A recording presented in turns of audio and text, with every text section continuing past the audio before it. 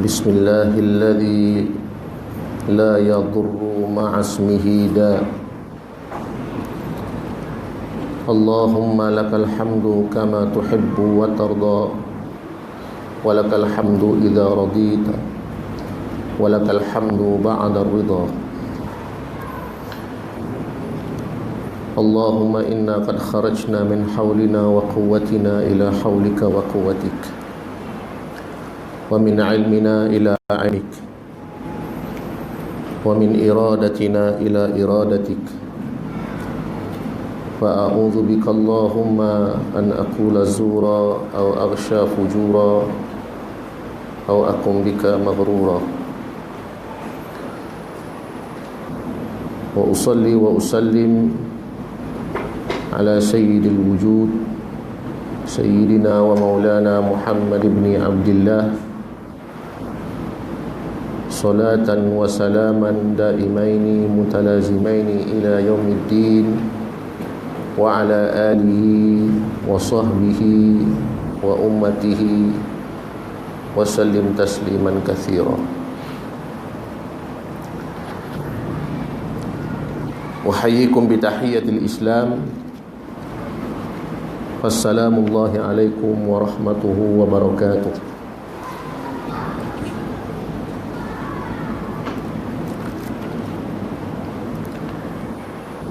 Kita menggunakan kitab Penawar Bagi Hati yang disusun oleh Sayyidi Syekh Abdul Qadir bin Abdul Muttalib Al-Indonesi Al-Mandili radhiyallahu ta'ala anhu wa ardah wa nafa'ana bi'ulumihi amin ya rabbal alamin. Terakhir kita sampai di mana?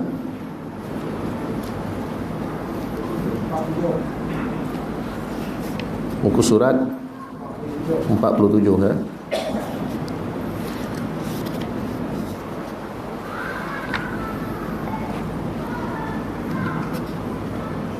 Pasal yang ketiga pada menyatakan marah.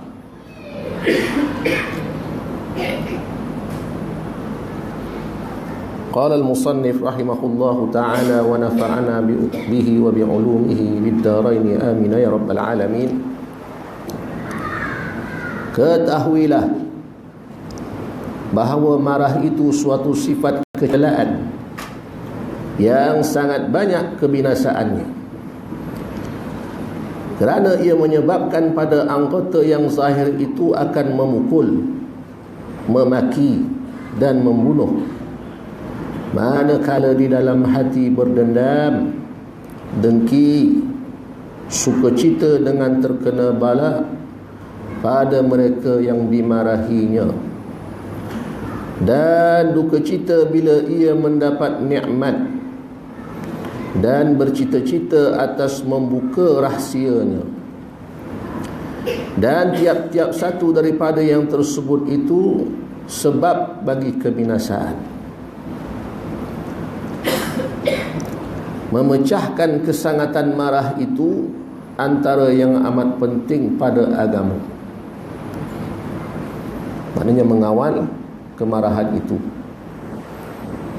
Sabda Rasulullah sallallahu alaihi wa alihi wasallam, "Laisa asy-syadidu bis-sar'ati, innama asy-syadidu alladhi yamliku nafsahu indal ghadab." Maksudnya bukanlah yang sangat kuat itu yang tiada dapat direbahkannya oleh beberapa orang lelaki. Hanya saja yang sangat kuat itu yang memiliki dirinya pada ketika ia marah. Artinya dapat mengendalikan diri suatu marah. Itu yang dimaksudkan syadid ataupun sangat kuat. Adapun orang yang boleh menumbangkan beberapa orang lelaki atau smackdown beberapa orang lelaki, ya, itu maknanya belum dikira sebagai sangat kuat lagi berdasarkan hadis Nabi sallallahu alaihi wasallam.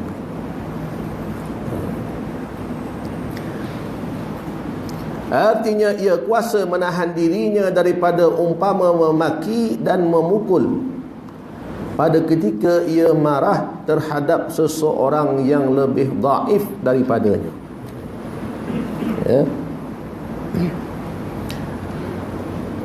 Seorang lelaki berkata kepada Rasulullah sallallahu alaihi wa alihi wa sahbihi wasallam, suruhkanlah daku dengan satu pekerjaan, tetapi sedikitkan. Maknanya suruh tapi tak payahlah suruh banyak-banyak. Maka sabda Rasulullah sallallahu alaihi wa alihi wasallam, la taghdab, yakni engkau jangan marah.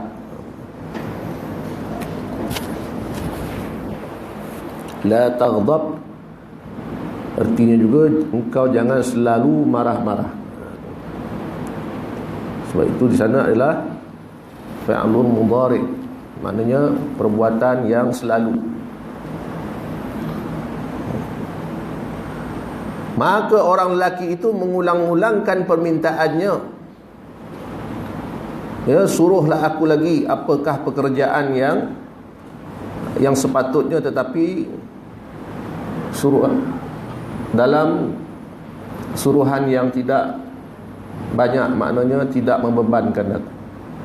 Maka sabda Rasulullah sallallahu alaihi wa alihi wasallam lagi mengulang-ulangkan sabdanya, la taghdab, jangan engkau selalu marah-marah. Hadis ini diriwayatkan oleh Imam Bukhari dan dari Abu Hurairah radhiyallahu taala. Jadi ini adalah penjelasan daripada Syekh Al-Mandili rahimahullah ta'ala berkenaan dengan beberapa fasal yang merupakan sifat-sifat kecelaan ataupun sesuatu akhlak yang boleh membawa kepada kebinasaan. Ya. Disebutkan di awal penjelasan beliau tadi, ya, tiap-tiap satu daripada yang tersebut itu sebab bagi kebinasaan. Ya. Mana perbuatan marah yang dituruti dengan tohmahan, yang dituruti dengan makian, yang dituruti dengan pukulan, dan akhirnya membawa kepada pembunuhan. Jadi ini adalah perbuatan yang menjadi sebab kepada binasanya iman.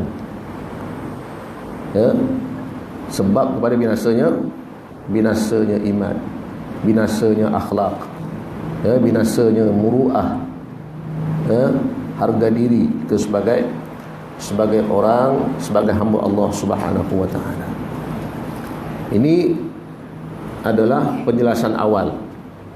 Kita tengok apakah penjelasan selanjutnya berkenaan sifat ini. Kerana apa? Allah Subhanahu wa taala membekalkan, ya, sifat yang asalnya adalah milik Allah Subhanahu wa taala.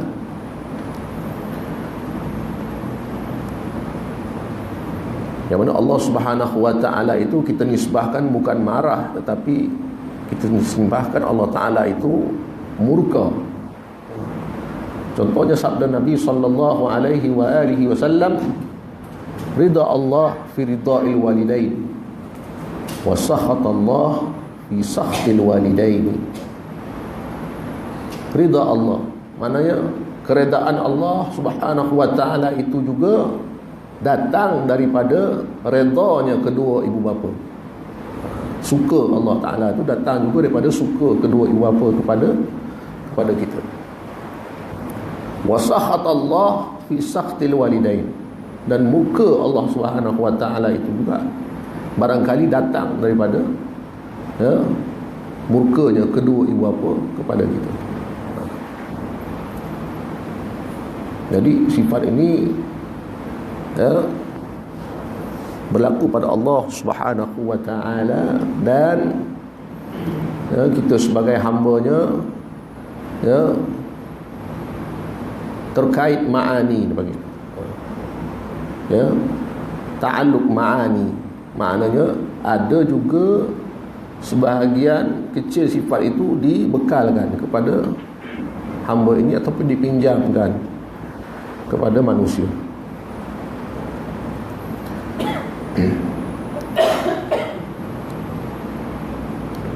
Akan tetapi, ya, jika tidak diuruskan, jika tidak dikawal, maka, ya, akan jadilah seperti seekor hayawan yang menggunakan, juga ada perasaan marah apabila diganggu, ya, dan dia tidak dapat mengawalnya.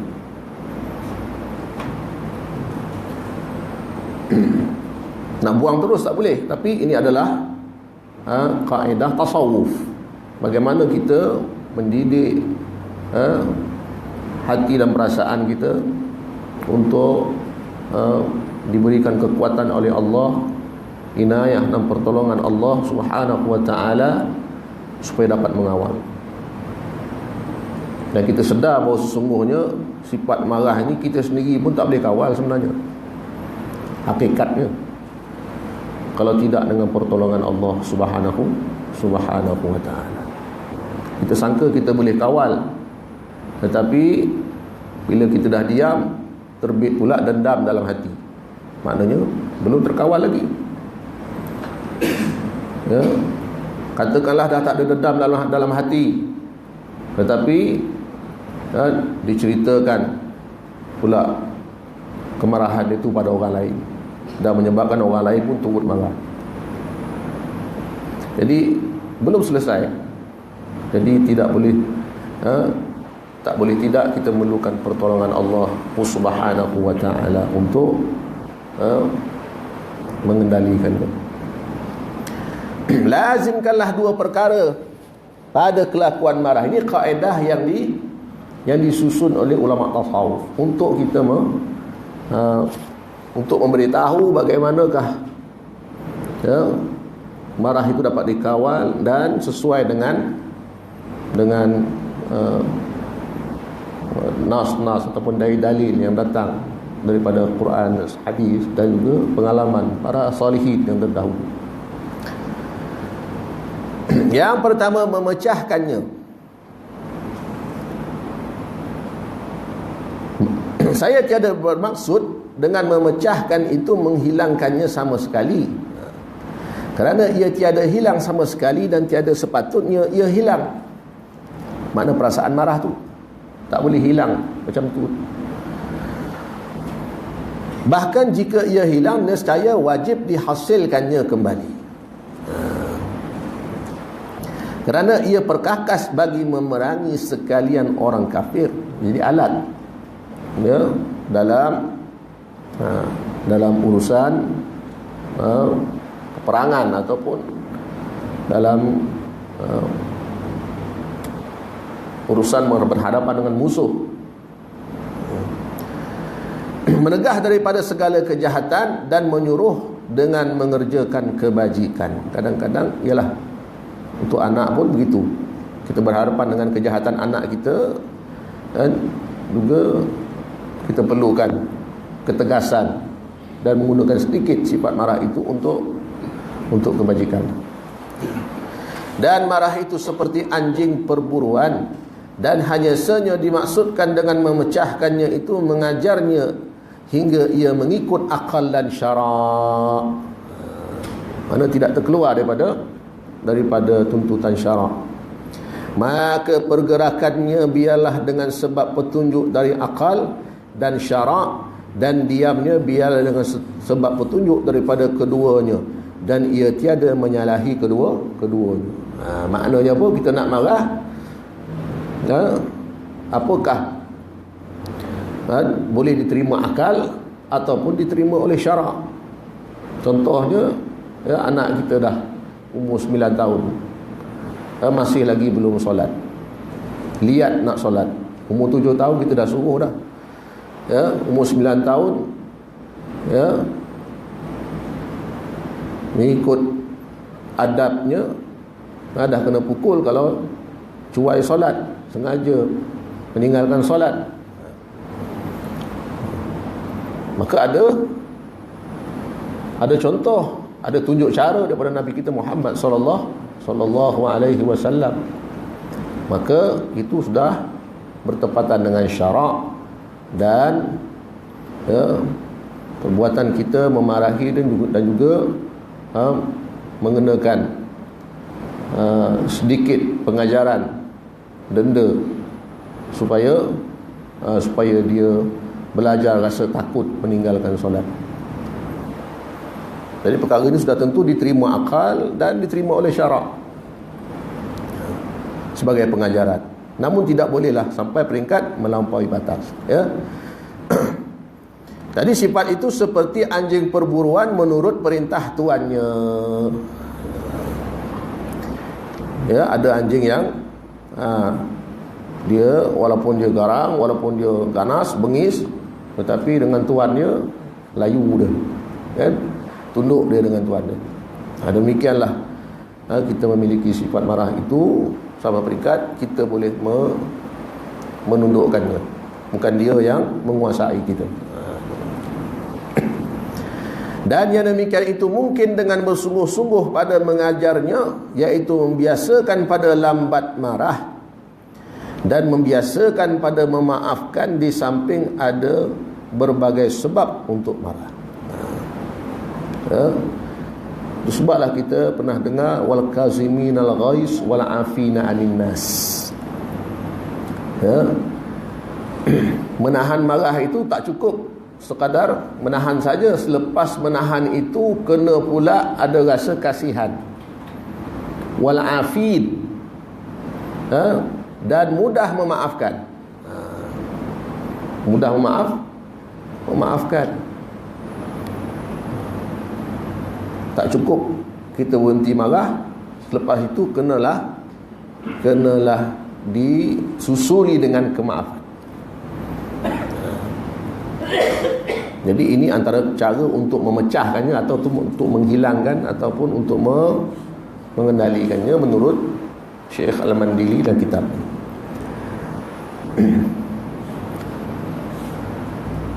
Yang kedua, ini adalah usaha kita, tuan-tuan. Usaha kita ataupun kita melambat-lambatkannya. Bersabar maknanya. Melambatkan itu maknanya dengan sabar. Ini adalah kaedah dan usaha yang sangat baik, dan usaha yang macam inilah disertakan dengan pertolongan Allah Subhanahu wa taala. Ya. Karena hakikatnya usaha itu, kalau kita baca akidah, usaha itu pun adalah rencana dari Allah Subhanahu wa taala. Di samping keputusan selepas itu memanglah bulat-bulat daripada Allah, usaha daripada hamba, namun hakikatnya usaha itu juga rencana dari Allah Subhanahu wa taala. Karena sejahat-jahat manusia, sekafir-kafir manusia, sekufur-kufur mereka, ya, dalam tubuh dan jasad mereka ni, tuan-tuan, dan masih lagi ada beberapa persen kemuliaan yang Allah Subhanahu wa taala meletakkannya di dalam benak hati setiap di kalangan manusia, ataupun yang diletakkan dalam sir. Ada satu kesucian, kebenaran, al-haq di dalam lubuk hati setiap manusia. Itu sebab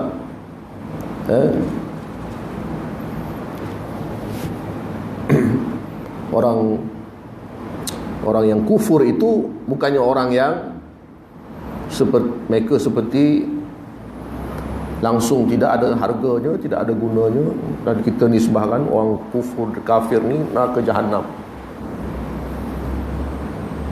Ya, itu urusan Allah. Tapi kita sesama mereka, kufur tu maknanya apa dia?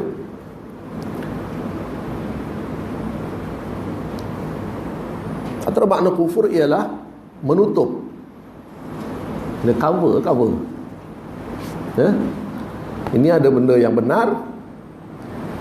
Ya, dalam ni benda yang benar, kemudian dia tahu yang benar tu, tetapi dia sengaja tutup supaya yang kebenaran itu tidak zahir, sembunyi, dan tidak akan dibongkarkan, dirahsiakan.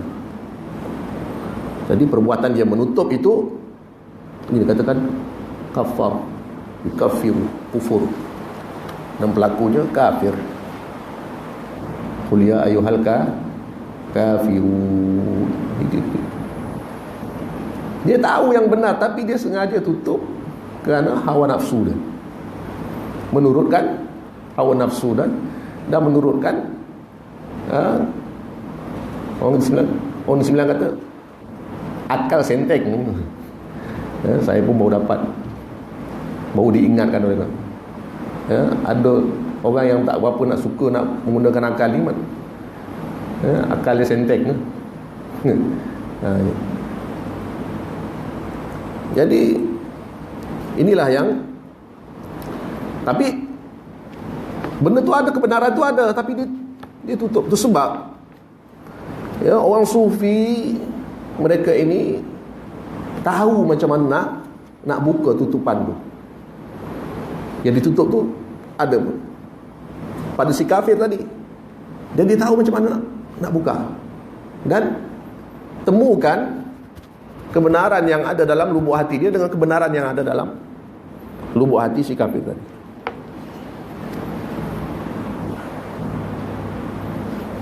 Ya. Pertama kerja orang tarekat lah. Negeri Sembilan terkenal dengan tarekat sufi. Kalau zaman dulu, antara tugas utama orang tarekat ni mengislamkan manusia. Kat nilai ni berapa ramai kita dah Islam kan dah? Kalau kita betul-betul memiliki akhlak Rabbaniyah. Saya sendiri pun tak sampai tahap macam tu. Sepanjang hidup saya, Allah Ta'ala takdirkan hanya dapat mengislamkan seorang secara rasmi lah, yang bukan Islam. Kalau nak bandingkan dengan para da'i, para salihin yang terdahulu, mereka bukan Islam kan seorang pun. Bahkan wilayah-wilayah yang luas di benua Afrika mereka Islamkan. Satu wilayah sekali. Ya? Jadi ini adalah pertemuan di antara kebenaran dengan kebenaran. Kebenaran yang telah pun terbuka. Kita ni Islam, kebenaran yang telah terbuka. Di sana kafir, kebenaran yang ditutup, sengaja ditutup. Dan kita kena membukanya dengan apa tuan-tuan? Dengan akhlak.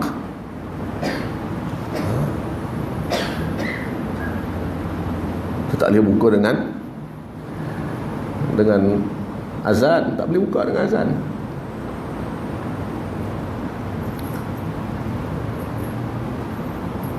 Jadi sejarah pengislaman manusia ini segala-galanya dengan akhlak.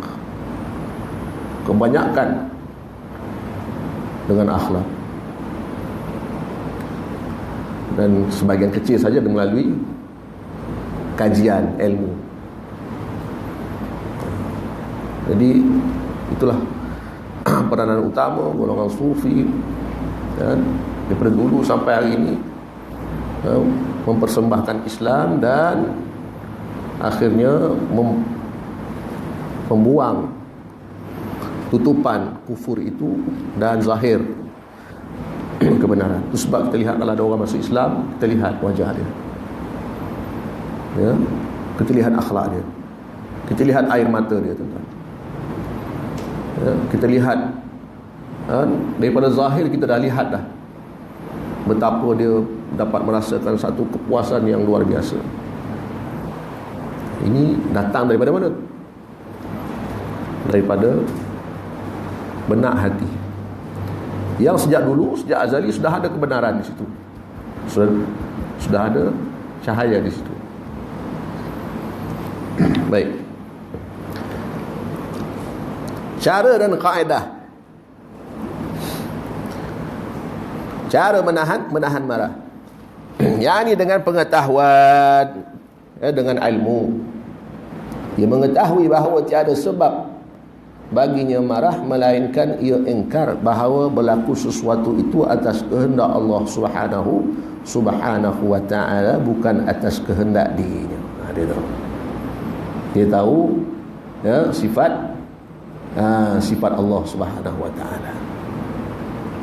Marah itu sifat, tapi sebelum dia marah, dia telah pun belajar dulu sifat Allah, kenal sifat Allah. Bagaimanakah ta'alluqnya sifat Allah yang punya iradah, yang punya kehendak yang mutlak. Ini termasuk juga dalam sifat ma'ani. Jadi penting belajar sifat ma'ani ni kan, ya, supaya kita mengetahui terlebih dahulu, ya, ataupun pengetahuan dan keinginan kita itu secocok, selari dengan keinginan Allah subhanahu. Itulah yang terbaik. Dan ini sehabis-habis jahil. Dan lagi ia mengetahui bahawa marah Allah Ta'ala lebih besar daripada marahnya. Dan limpah kurnia Allah Ta'ala lebih besar beberapa kali daripada berdurhaka akan Tuhannya. Maka Allah Ta'ala tiada memarahinya. Dan engkau hendaklah ingat bahawa engkau lebih wajib mengikut perintah Tuhan daripada yang engkau marahi itu mengikut perintah engkau. Jadi kita marah orang lain supaya, dan itu ada tujuan, antaranya supaya dia ikut cakap kita.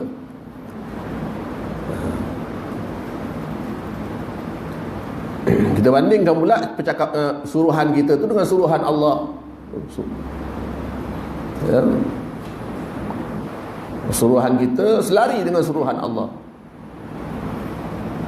Maka itu sudah kurniaan Allah sebenarnya, bukannya marah tu.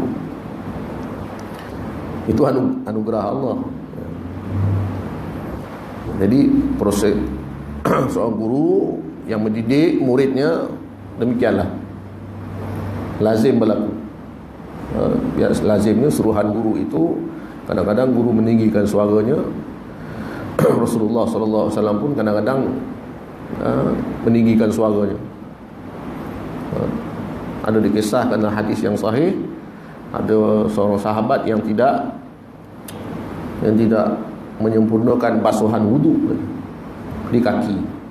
Lalu Rasulullah mengangkat suaranya, menegur sahabat. Ya. Jadi ini bukan datang daripada, memang ada sedikit perasaan marah, tetapi ia adalah terkawal dan digunakan dengan baik sekali oleh Rasulullah sallallahu alaihi wasallam untuk menyampaikan ilmu. Itu dengan pengetahuan. Kemudian dengan tindakan, yaitu mengucap ta'awudz ketika marah. A'udzubillahi minasyaitonir rajim. Seperti yang datang daripada riwayat Bukhari dan Muslim, kerana marah itu dari angkara syaitan. Jika marahnya itu tiada berhenti dan dengan perkataan ini, maka hendaklah ia duduk, dan jika ia berdiri, dan hendaklah ia berbaring jika ia duduk. Kalau mak tengah marah berdiri, kan, eloklah duduk. Kalau tengah marah tu baring, jika tengah marah tu duduk, eloklah dia baring.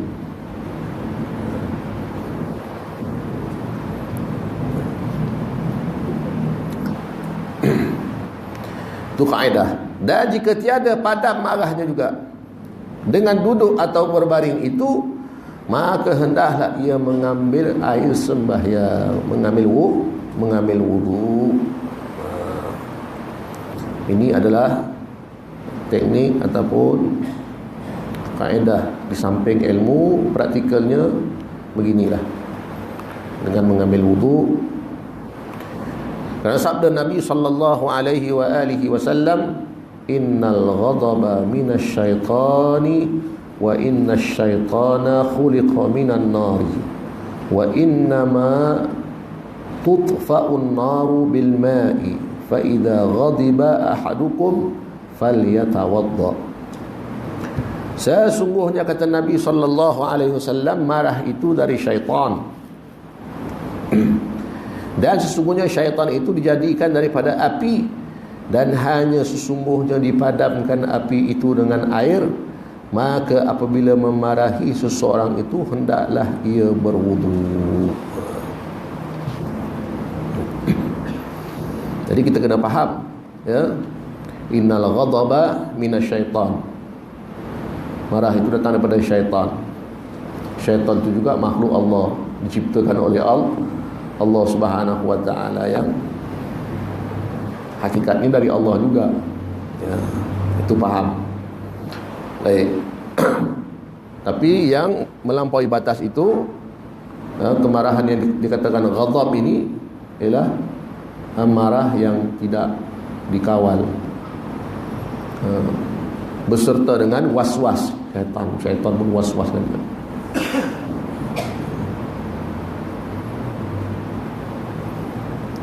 Jadi wudu adalah antara suruhan Nabi sallallahu alaihi wasallam untuk meredakan ataupun memadamkan.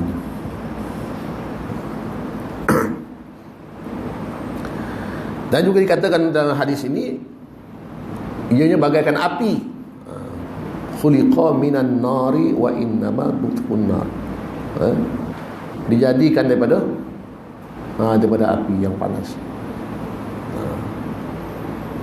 Sebab kalau kita lihat orang yang tidak dapat mengawal kemarahannya itu, Masya Allah, tabarakallah, ya, lebih bahaya daripada api. Ya, kalau api itu boleh kita sembuk, kita hembus, boleh kita siram dengan air, ini tak boleh ni. Lebih daripada api lagi, ya, boleh mendatangkan mudarat. Ya. Kalau dia ada pengikut yang ramai, kalau dia seorang tak apa, dia ada pengikut yang ramai, dia ketua, dia marah, habis pengikut dia 1,000 orang pun turut sama marah. Maknanya lebih bahaya daripada api. Jadi ini adalah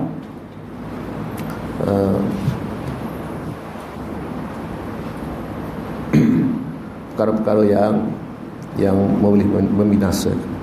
Kemudian sabda Nabi sallallahu alaihi wasallam, innal ghadaba jumratun fi qalbi ibn adam, ala tarawna ila humrati ainaihi wa intifakhi awdajihi, faman wajada min dhalika syai'an falyalsiq khaddahu bil ardi. Sesungguhnya marah itu bara api pada jantung hati manusia. Ini semua maknawi, tuan-tuan, bukannya sebenar, bukannya hakiki. Api sungguh tidak, mana sifat keapian. Adakah engkau tiada melihat pada kemerahan dua matanya dan bengkak urat lehernya? Tegang urat leher sebab marah. Maka siapa yang terdapat suatu daripada yang demikian itu, maka hendaklah ia pelekatkan pipinya ke tanah. Ya. Maknanya apa? Kita mencari kerendahan, merendahkan diri. Falyalsiq khaddahu bil ardi. Kalau kita dapati kita dalam keadaan begitu, maka hendaklah kita istilah pelekatkan pipinya ke tanah ini, maknanya kita mencari, kita beralih ke tempat yang rendah, dan kita mendiamkan diri, ataupun kita bebas daripada bercakap dan melihat orang lain maknanya. Jangan lihat mana-mana orang, kita sembunyi dan kalau boleh tak ada orang yang nampak kita. Itu istilah maksudnya, bukan yang lekat pipi ke tanah.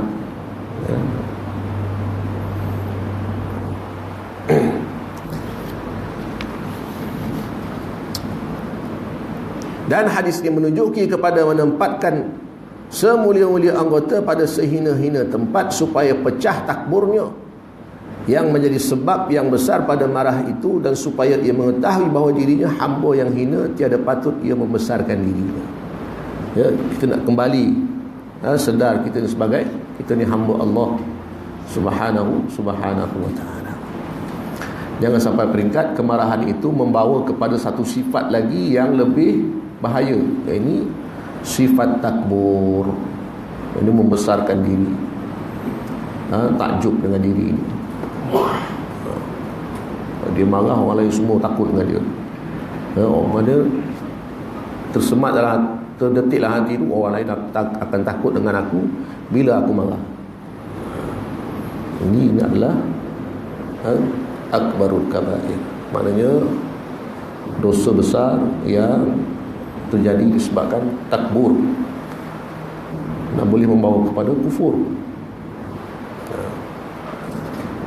Kerana kita tahu bahawa sesungguhnya takbur itu adalah selendang Allah subhanahu wa ta'ala, dan tak layak bagi mana-mana makhluk untuk memakainya. Hanya Allah Ta'ala yang layak. Oleh kerana itu, kita mencari jalan tawadhu, jalan merendahkan diri.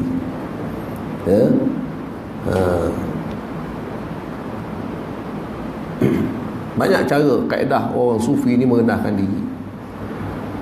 Cara yang zahir, antaranya mereka ini menggenggam tanah dan melumurkan tanah di kepala untuk mengikis.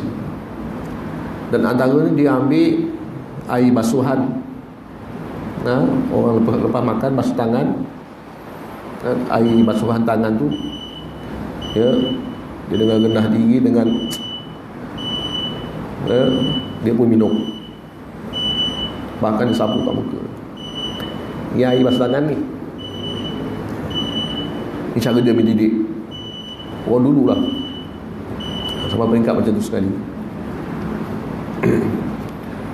Ataupun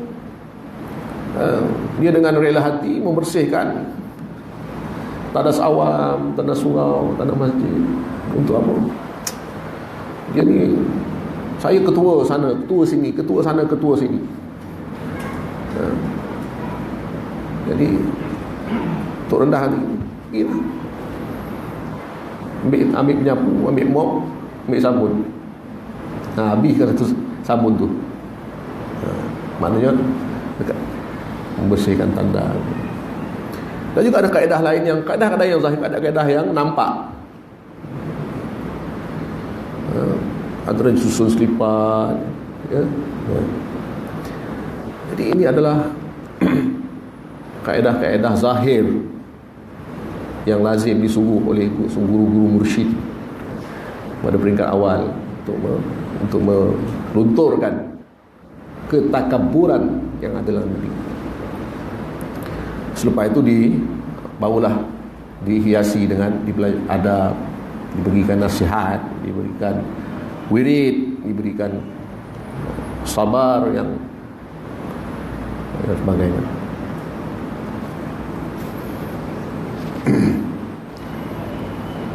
Banyak lagi kaedah. Kalau kita ada pengalaman suhbah dengan guru mursyid, kita akan merasai pengalaman itu.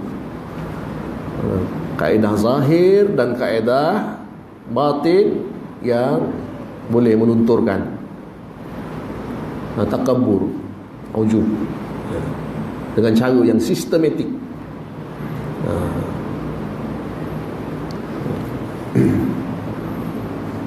Jangan kita harapkan suami saja. Kalau suami tak sanggup, Anak-anak isteri pun tak sanggup. Harapkan anak pun tak sanggup. Harapkan empat saudara pun tak sanggup. Guru yang ada kepakaran irsyad, dan dia mursyid. Jadi itu adalah jadi kita kena bersahabat, melazimi mereka, dan kita akan dapat kaedah-kaedah yang lebih baik daripada apa yang kita baca dalam kitab. Dan ketahuilah bahawa menahan marah itu kelakuan yang sangat baik. Allah Subhanahu wa taala telah memujinya di dalam Al-Quran seperti firman-Nya, wal kaziminal ghaiz. Ya, ayat saya baca tadi. Dan orang-orang yang menahan marah dipuji oleh Allah Subhanahu wa taala.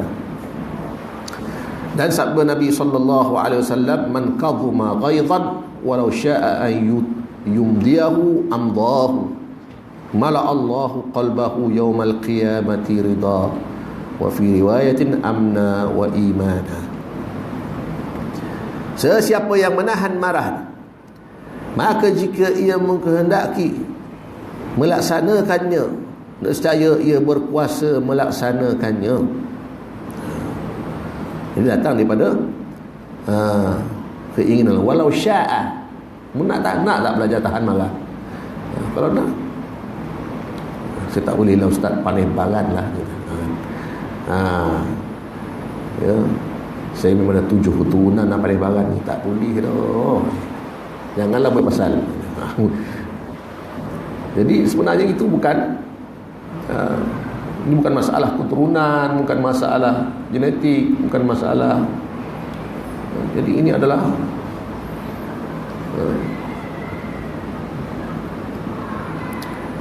kekotoran batiniyah yang bersifat dalaman yang perlu dibersihkan.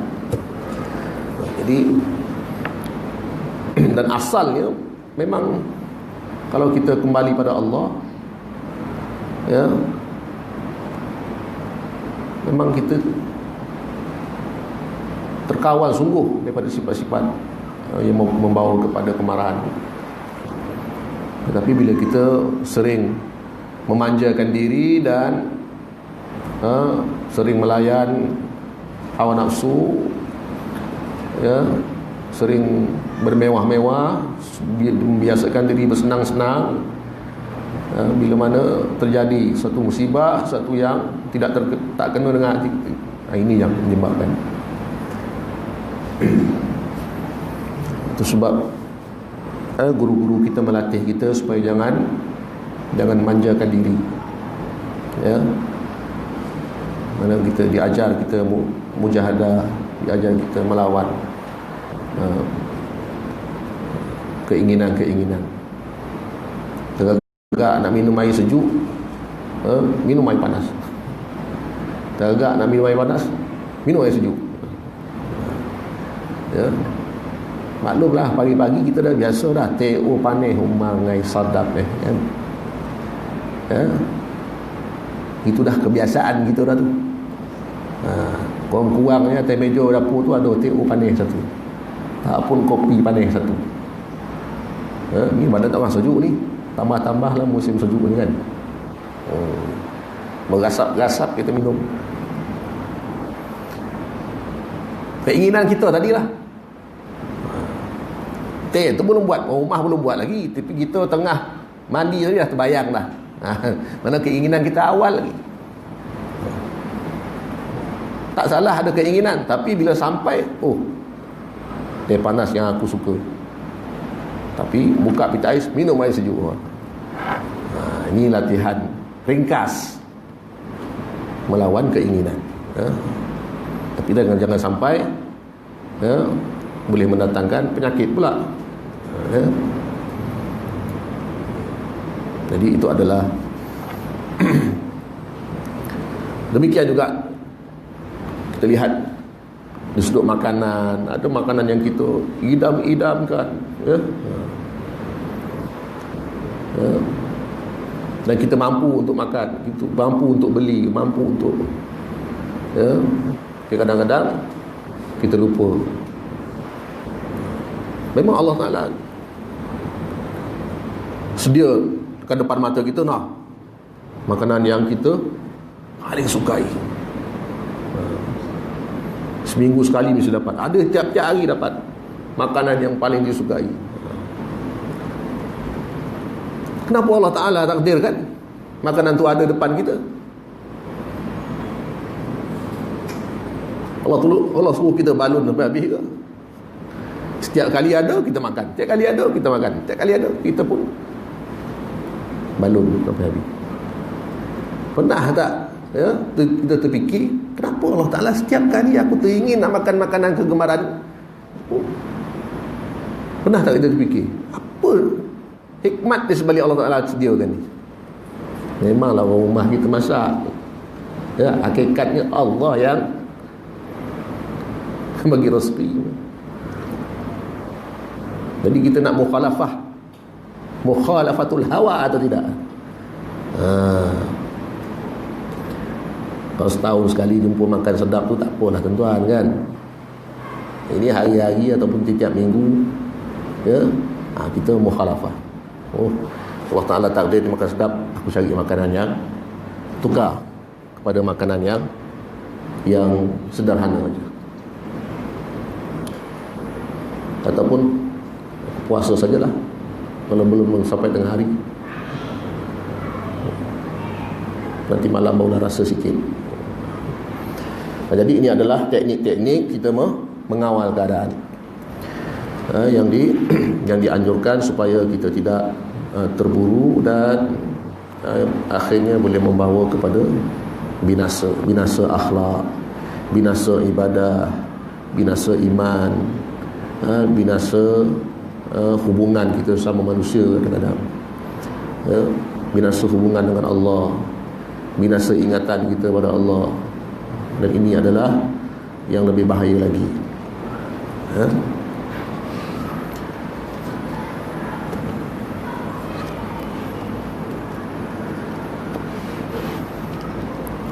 Wallahu a'lam. Bab tu kita tengok bekal akhirat nak. Sebelum ni kita baca mula-mula kan. Ni nak kita baca kemudian pula. Dah banyak amalan yang kita baca dalam bekal akhirat ni, dalam kitab ni. InsyaAllah kita ambil satu amalannya untuk kita amalkan dan saya ijazahkan insyaAllah.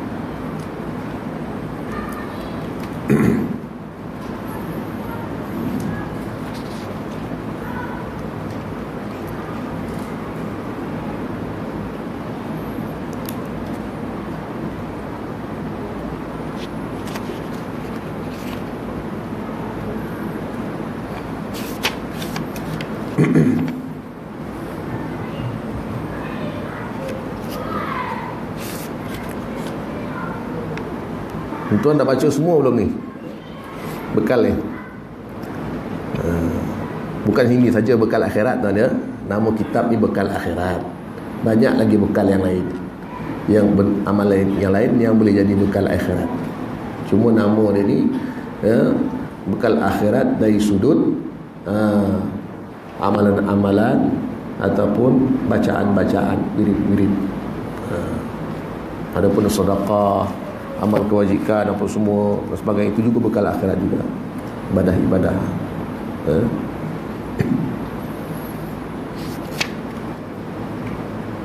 Jadi kita lihat muka surat 3 ni. Kaifiat memulakan majlis. Supaya majlis, kalau kita ada buat majlis tu mendatangkan barakah dan dihadiri oleh hamba-hamba Allah. Apa majlis pun kita buat tuan-tuan, pastikan majlis itu mengandungi keberkatan dan dihadiri oleh hamba-hamba Allah. Siapa hamba Allah?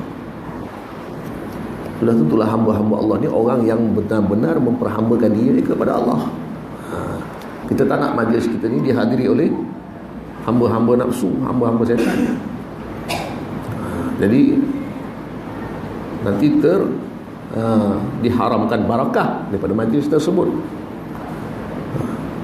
Jadi tuan guru saya kata, dia kata antara tujuan Allah Ta'ala jadikan dunia ini, sudut pandangan dia lah, antara tujuan Allah Ta'ala jadikan dunia yang sementara ni supaya diadakan majlis-majlis yang mulia.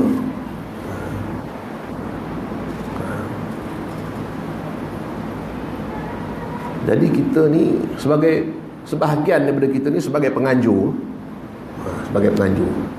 majlis apa pun, mesyuarat pun majlis juga, perhimpunan apa pun, majlis ilmu sudah pastilah dengan kemuliaannya.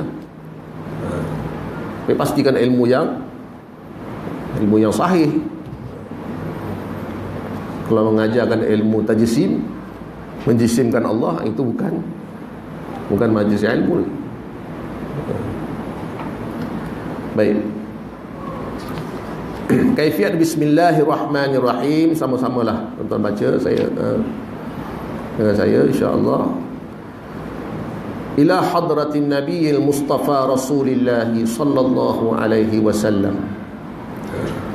wa ila kafatil anbiya'i wal mursalin wa ila jami'il muslimina wal muslimat wal mu'minina wal mu'minat wa biniyatil qabuli wa husulil ma'muli wa biniyatil shifai min kullil amradi wa biniyati qada'i hawaijid dunya wal akhirah wa biniyatil fawzi bil husnil khatimati indal maut. Dan diakhiri dengan surah Al-Fatihah.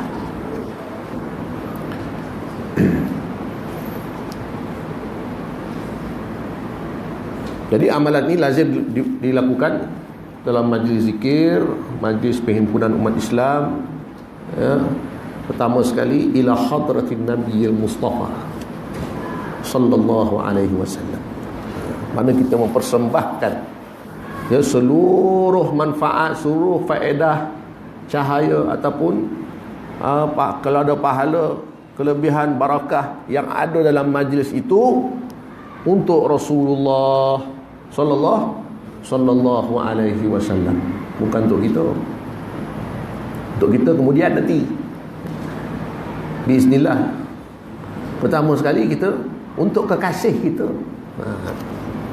Kita kan mengutamakan kekasih dulu, betul tak tuan? Yang kita sayang dulu ni, itu yang kita utamakan dulu. Siapa dia? Manusia Muhammad sallallahu alaihi wasallam. Wa ila kafatil anbiya'i wal mursalin.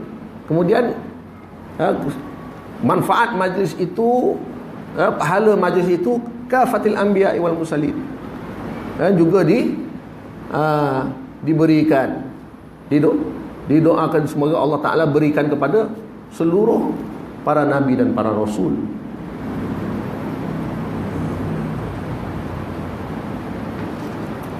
Tadi orang yang senteng akal dia kata apa? Nabi Muhammad dah cukup maqam mahmud, dia kata. Nabi-nabi ni dah maksum dah. Apa kita nak bagi-bagi lagi? Cukup dah tu. Kita ni yang kurang, kita yang nak ni. Ni akan senteng ni kan. Dia tak tahu masalah mahabbah, dia tak tahu. Kasih. Kita memberi ni kepada kekasih dulu, yang lain kemudian. Dalam surah Insan, Allah Ta'ala merakamkan akhlak Sayyidatina Fatimah Az-Zahra radhiyallahu ta'ala anha. A'udzubillahi minasyaitonir rajim. Wa yut'imuna at-ta'ama 'ala hubbihi miskinan wa yatiman wa asira.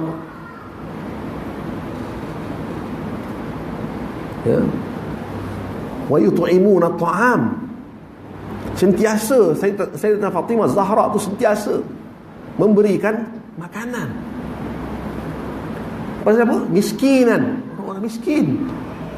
Alah, kepada siapa? Bukan sebelum orang miskin tu, hubbihi, kepada kekasihnya di kalangan miskinan, orang miskin, wa yatiman, dan kekasihnya anak-anak yatim, kekasih dia juga, wa asira, dan orang yang dalam musafir perjalanan singgah, ya. Jadi orang-orang ini diberikan makanan oleh Sayyidatina Fatimah Zahra tanpa mengharapkan apa-apa balasan. La nuridu minhum jazaa'a wala syukura, ya, bagi makan saja atas dasar hubbihi. Jadi Allah Ta'ala melihat ini akhlak Masya Allah, dan Allah rakamkan dalam Quran surah Insan. Itu sebab orang perempuan ni wasiat saya orang perempuan, ya, kena hafal surah Insan,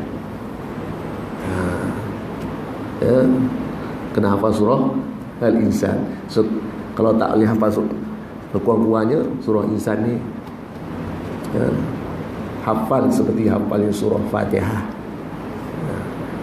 Adalah faedah dia, adalah, ya, manfaat, dan dalam surah itu ada akhlak seorang perempuan, ya, yang disanjung oleh Allah Subhanahu wa taala. Kemudian wa ila jami'il muslimina wal muslimat, ya, termasuk untuk orang-orang Islam, lelaki dan perempuan. Di sinilah termasuknya kita, kalau kita orang Islam. Wal mu'minina wal mu'minat, kan? Dan sekiranya kita ada iman, maka kita termasuk dalam wal mu'minina wal mu'minat, ya. Wa bi niyatil qabuli wal husulil ma'mul, dengan niat, ya, supaya, ya, amalan yang ada dalam majlis ini dikabulkan oleh Allah Ta'ala dan, ya, menghasilkan cita-cita makmul.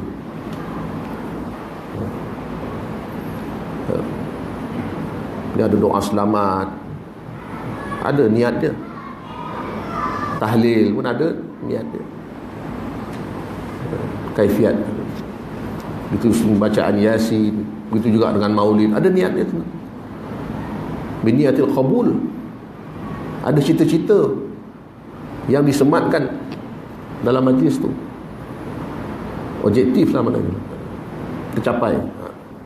Wa biniyatil shifaa min kullil amrad, dan dengan sebab majlis itu, ya, dengan sebab mengadakan majlis itu, dengan niat syifa, disembuhkan daripada segala penyakit,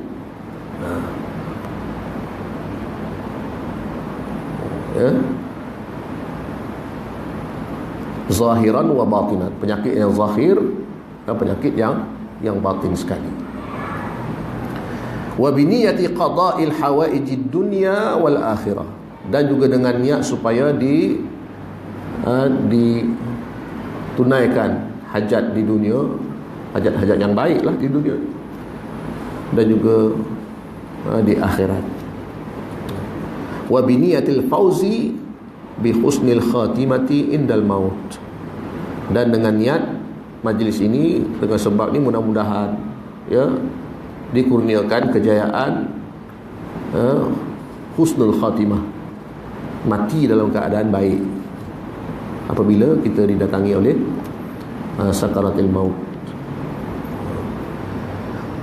Jadi ini ulama susun sebagai kaifiat memulakan majlis.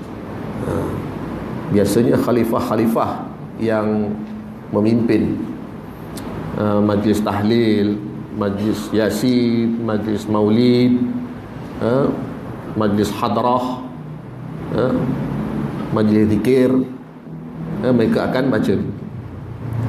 Mungkin sirah yang berbeza, tapi ila hadratun Nabi Mustafa. Ada juga mereka yang menambah, ila hadratun Nabi Mustafa Rasulullah SAW, Wa radhiyallahu ta'ala tabaraka wa ta'ala an masyaikhina, dan moga redha Allah Subhanahu wa taala ke atas guru-guru kami, minal fuqaha wal muhaddisin, daripada orang-orang faqih dan orang-orang hadis, ahli hadis, wal qurra wal mufassir, dan juga dengan guru-guru kami di kalangan mereka yang mengajar kami Quran dulu, wal mufassirin, dan mereka yang mentafsirkan Quran kepada kami, kan, hantar juga, niatkan juga pahala ni untuk mereka semua. Wasadati sufiyatil muhaqqiqin, dan juga penghulu-penghulu orang sufi, ya, hadiahkan kepada mereka. Ya, jadi ini adalah niat-niat yang ada dalam majlis yang mesti kita sematkan bersama-sama. Jangan khalifah aja pasang niat, ya, kita yang mengikut tak ada niat, ya. Jadi innamal a'malu binniat. Jadi kita nak beramal ni mestilah dengan niat yang jelas. Sebab niat itu datang daripada mana, tuan-tuan? Datang daripada benak hati untuk Allah subhanahu dari Allah untuk Allah.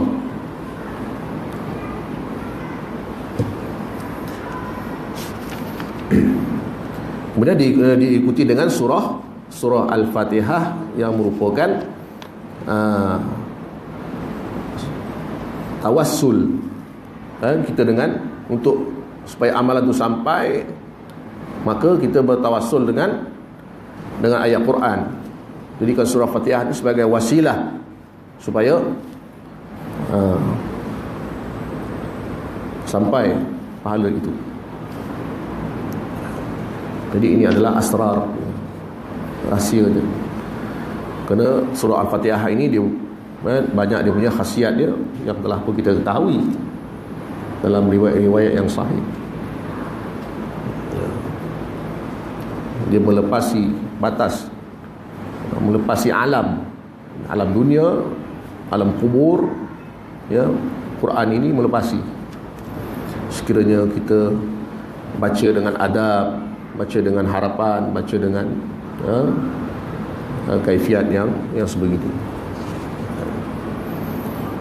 Baik, itu saja sikit sebanyak yang dapat saya kongsikan pada malam yang berbahagia ini. Mudah-mudahan insya-Allah mendatangkan manfaat kepada kita semua.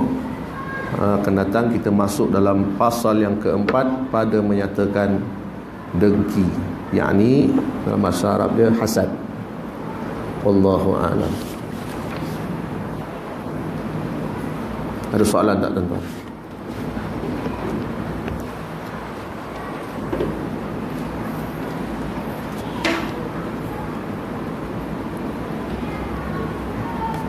Kalau tak ada, kita tangguhlah majlis. Ya, silakan.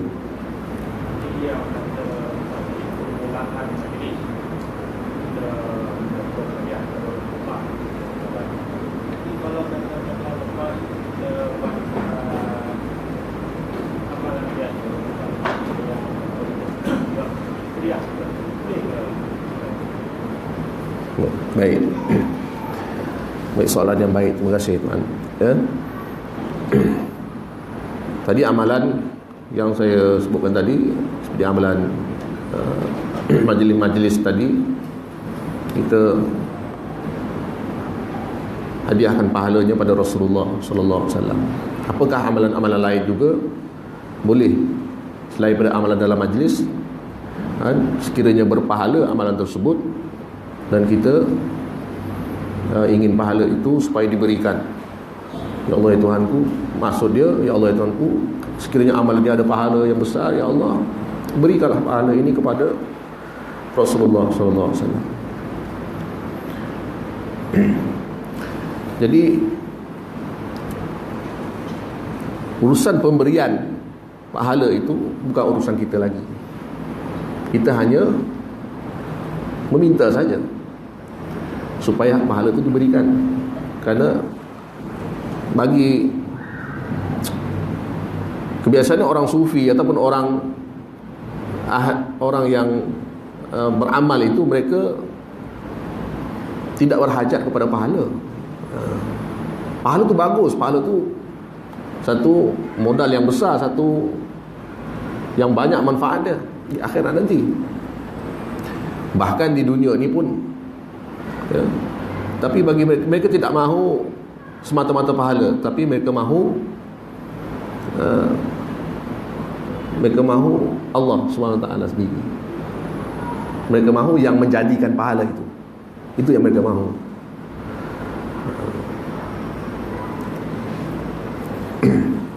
Jadi bila hakikatnya kita menghadiahkan pahala pada amalan, apa saja amalan boleh juga.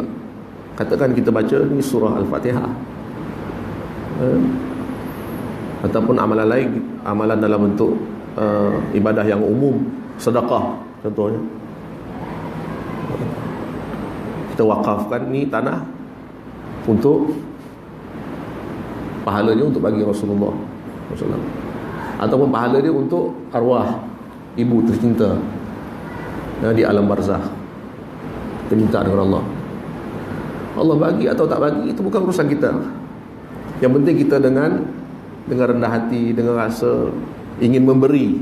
Kerana sifat ingin memberi ini pun sudah cukup akhlak. Memang sikap yang mulia sudah.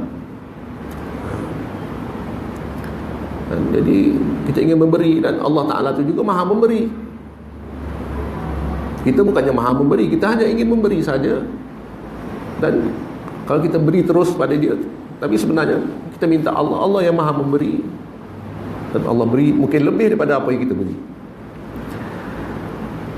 Ini sama juga dengan amalan-amalan yang lain. Contohnya, kita bersedekah, kita berwakaf, pahala ni saya tidak berhajat untuk diri saya, tetapi sekiranya ada pahala yang Allah berikan, ini untuk Rasulullah, untuk Nabi-Nabi, untuk orang soleh, untuk umat Islam.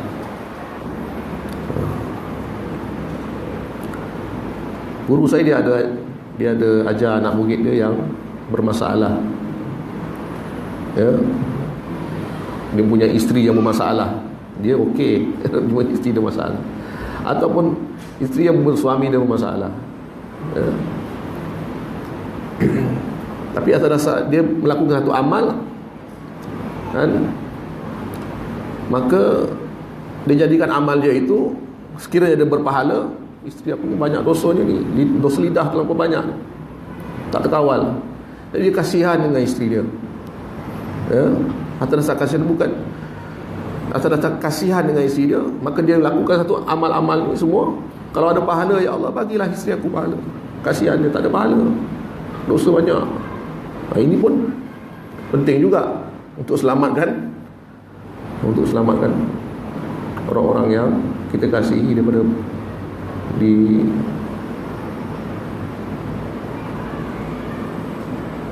pendosa.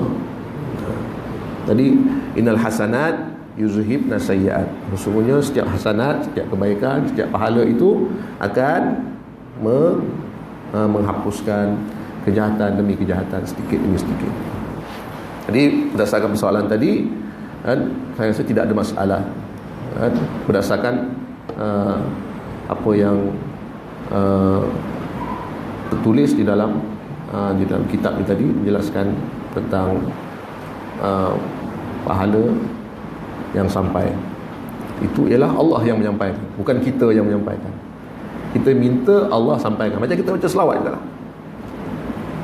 Allahumma salli, ya Allah ya Tuhanku, tolong selawatkan kepada Nabi Muhammad. Begitu juga dengan amalan tadi, pahala tadi. Ya Allah ya Tuhanku, sekiranya ada pahala amalan ni, sampaikan.